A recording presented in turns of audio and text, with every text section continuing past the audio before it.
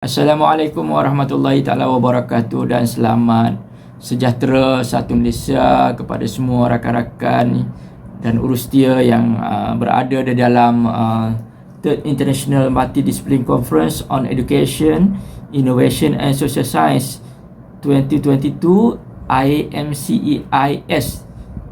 Okay. Alhamdulillah kita diberi peluang untuk membentangkan satu lagi kertas kajian yang bertajuk Pembinaan Kerangka Konseptual, kajian mengenai rangka kerja pembangunan ilmu metakognitif untuk World-Based Learning WBL Politeknik Malaysia. Saya Teknologis Dr. Haji Zulwanas bin Muhammad selaku pembentang hari ini, dan rakan-rakan penyelidik saya Dr.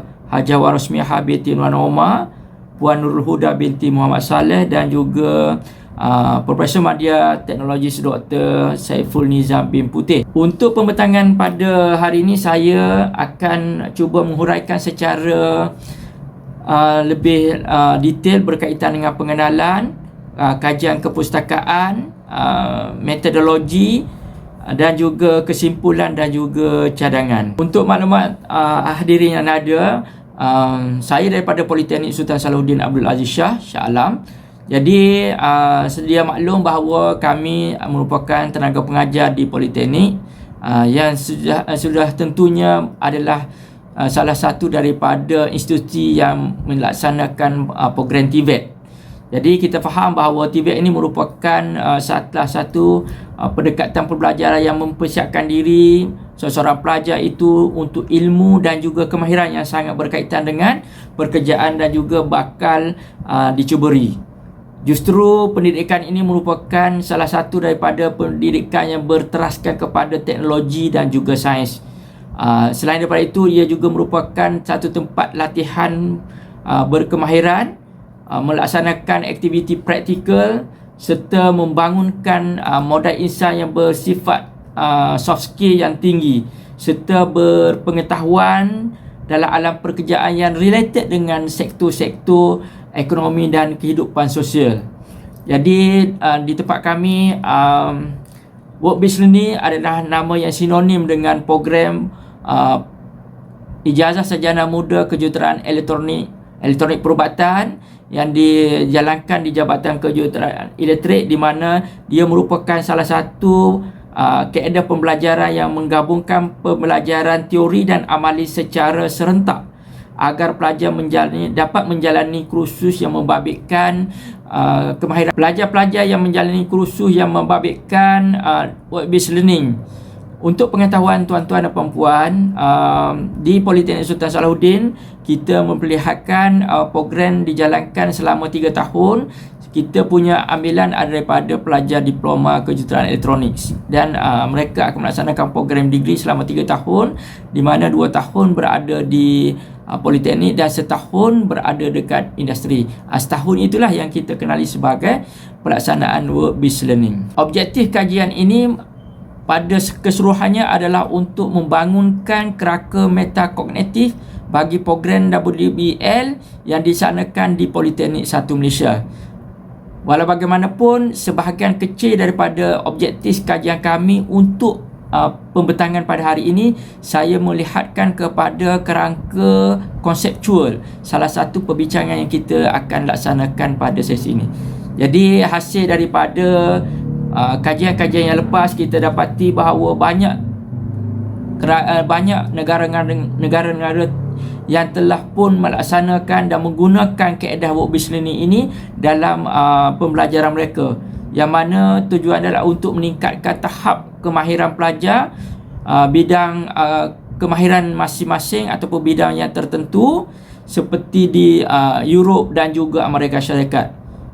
Ini pun telah pun diambil langkah yang sangat baik oleh Jabatan Pengajian Politeknik dan Kolej Komuniti yang mengadakan dialog industri kali pertama pada 2006 yang lepas, dan telah pun melangkah kepada pembangunan program yang berasaskan WBL. Jadi pada 2007 diploma di Kolej Komuniti telah pun dibentuk. Seterusnya pelaksanaan WBL ni telah pun dilaksanakan di Politeknik dikenali sebagai program Diploma Lanjutan Politeknik permulaannya 2010. Okey.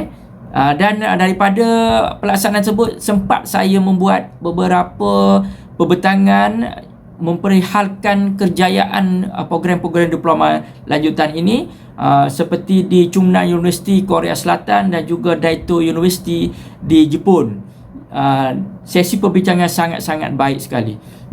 Manakala kajian-kajian yang berkaitan dengan metakonektif pula telah pun dilihat secara lebih mendalam. Okey, kalau kita lihat kajian-kajian yang lepas yang dipelopori oleh penyelidik Flavor 1979, Moti 2017, Clark 2018 dan juga Jun 2019 telah melihatkan bahawa kejayaan metakonektif ini sebenarnya teradung di dalam pembangunan penilaian yang dilaksanakan secara rubrik dan juga pendedahan secara berterusan daripada kemahiran yang related dengan bidang masing-masing.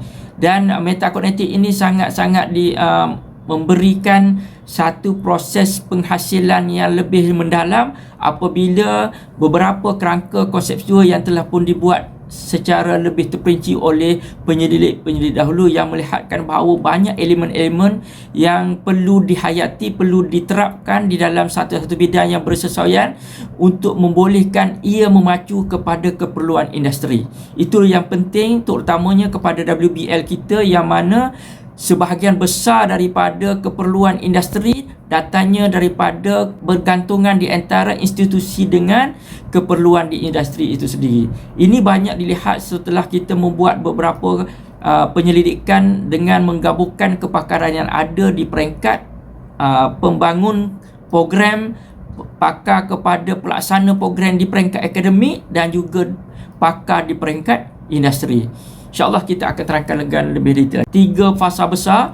Jadi saya telah dapat menguraikan secara ringkas intipati daripada apa yang telah pun kita dapat daripada pelaksanaan ini. Yang pertama iaitu penghasilan kerangka konseptual kajian. Ini sangat penting kepada kita untuk melihat bagaimana pengalaman dan juga penglibatan pihak-pihak yang melibatkan kumpulan WBL dekat industri dan institusi ini memberi satu domain yang sangat besar kepada proses pelaksanaan WBL.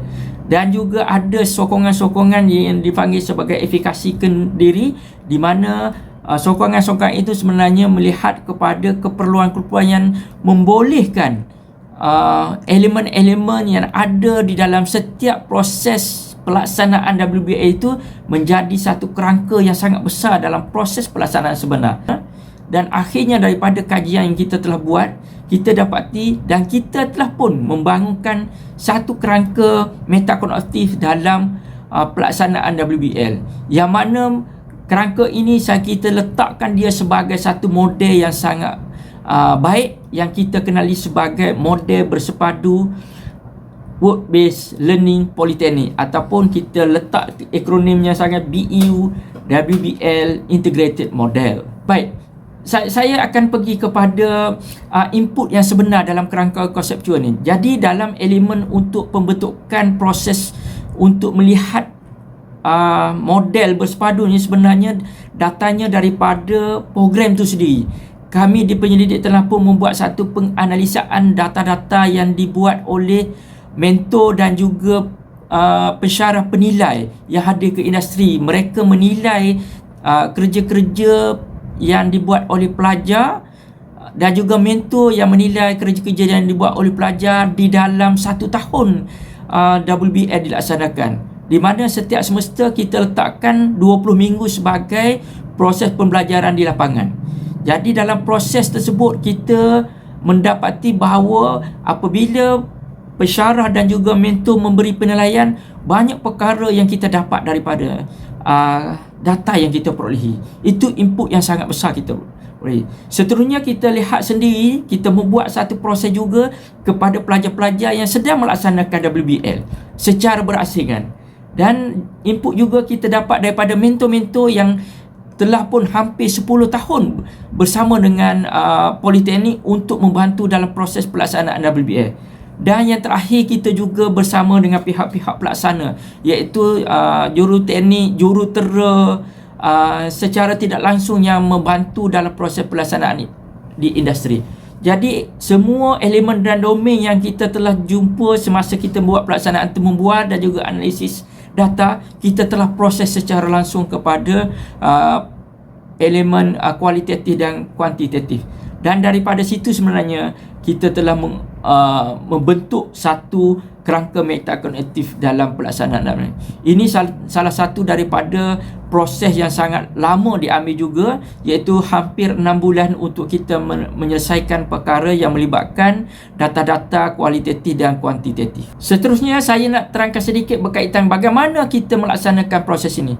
Daripada apa yang tuan-tuan tengok, peringkat 1 membiasakan diri dengan data, iaitu bagaimana kita telah pun memproses data-data yang kita perolehi daripada proses penilaian tersebut dan membentuk domain-domain apa yang telah pun kita perolehi apabila kita melihat kepada pakar-pakar yang kita jemput untuk bersama kita. Jadi koordinasi di antara apa elemen yang ada dalam kecemerlangan pelajar itu, kita relate dengan penglibatan pakar akademik, pakar industri dan pakar pelaksana dalam proses temu bual tersebut. Jadi apa yang kita telah perolehi, kita mendapati banyak perkara yang positif yang berada di dalam pelaksanaan WBL ni. Dan dalam pelaksanaan ini kita telah tema-temakannya dan kita buat proses untuk menentusahkan bahawa adakah perkara-perkara yang telah dilaksanakan oleh mentor dan juga dilaksanakan oleh pensyarah serta pengurusan adalah yang terbaik kepada pelajar kita. Dan alhamdulillah, hasil daripada kita punya kajian ni melalui temu bual tadi, kita telah mendapat satu domain yang sangat bagus untuk kita menghasilkan kerangka. Jadi step ini kita telah lalui dalam proses yang saya sebut tadi, dalam 3 fasa yang kita lalui tersebut. Jadi daripada kerangka konseptual yang kita telah bentukkan tadi secara umumnya, dan kita telah bentuk metodologi yang telah seperti saya paparkan tadi, hasil daripada kita menganalisa data yang diperolehi, kita mendapati bahawa WBA ni sebenarnya hadir melalui 3 domain yang utama, iaitu daripada pengetahuan, soft skill dan skill yang telah digarap daripada gabungan 3 perkara utama, iaitu daripada perancangan institusi, perancangan industri dan juga adanya pelajar di situ.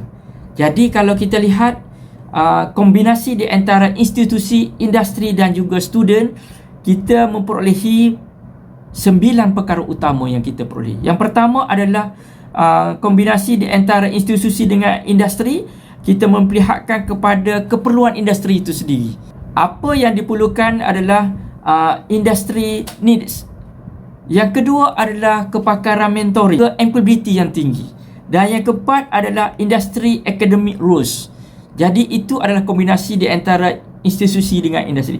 Manakala industri dengan student pula, kita dapati kemahiran pelajar itu dinilai. Seterusnya kita lihat di gabungan di antara kepentingan industri dengan pelajar, kita dapati ada 3 perkara utama, iaitu penilaian, sustainability dan juga enhancement yang sangat penting. Dan apabila kita melihat di antara student dengan institusi pula, apa yang telah pun terhasil adalah new skill. Ini yang kita tunjukkan dalam TVET kita.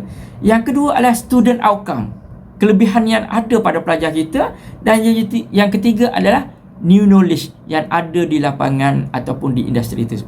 Jadi apa yang telah dibuat oleh kerangka konseptual tadi, akhirnya terbentuklah BEU-WBL Integrated Model. Jadi ini salah satu daripada